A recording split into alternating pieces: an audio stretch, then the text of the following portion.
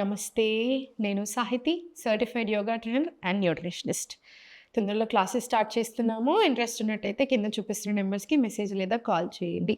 So, ఇప్పుడు wall సపోర్ట్‌తో చూపిస్తాను మీకు. మంచి మంచి ఎక్సర్సైజ్ చేయొచ్చు. మంచి మంచి ఆసనాస్ ప్రాక్టీస్ చేయొచ్చు.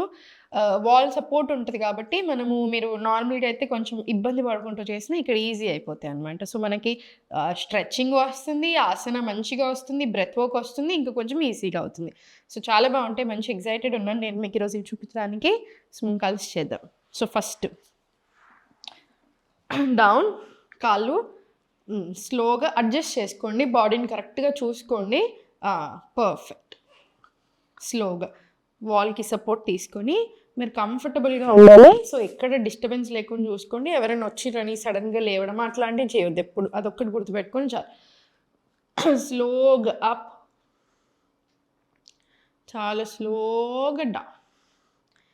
మనం బ్రిడ్జ్ పోస్ట్నే విత్ సపోర్ట్ లాగా తీసుకుంటున్నాం. సో స్లోగా పైకి ఎంత కుదిరితే అంత.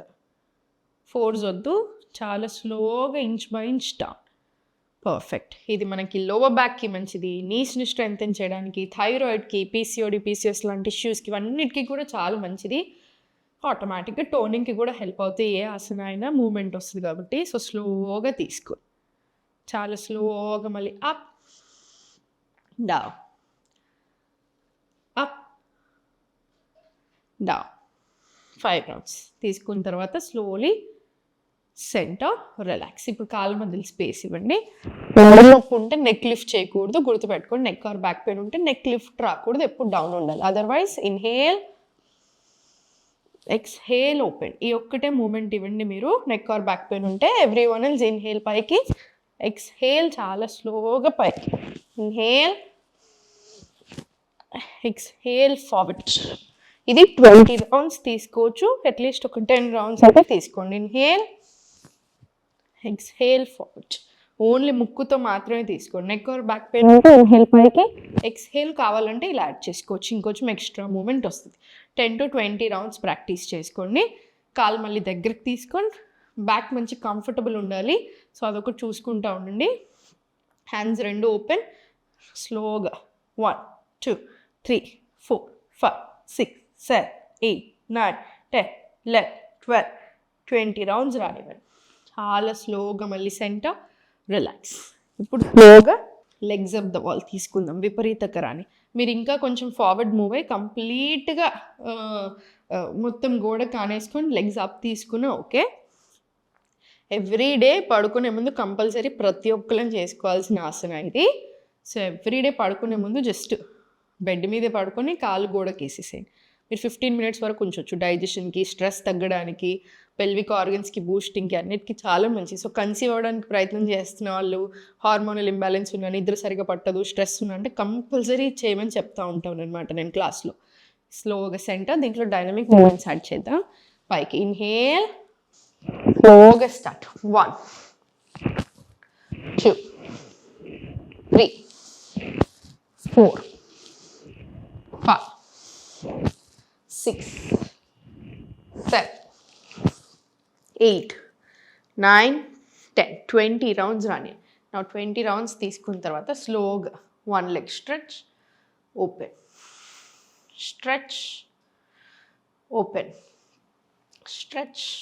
ఇది కూడా ఒక 20 రౌండ్స్ వచ్చేలాగా చూసుకోండి. Slowly centre. ఇప్పుడు చాలా స్లోగా 1 సెంటర్.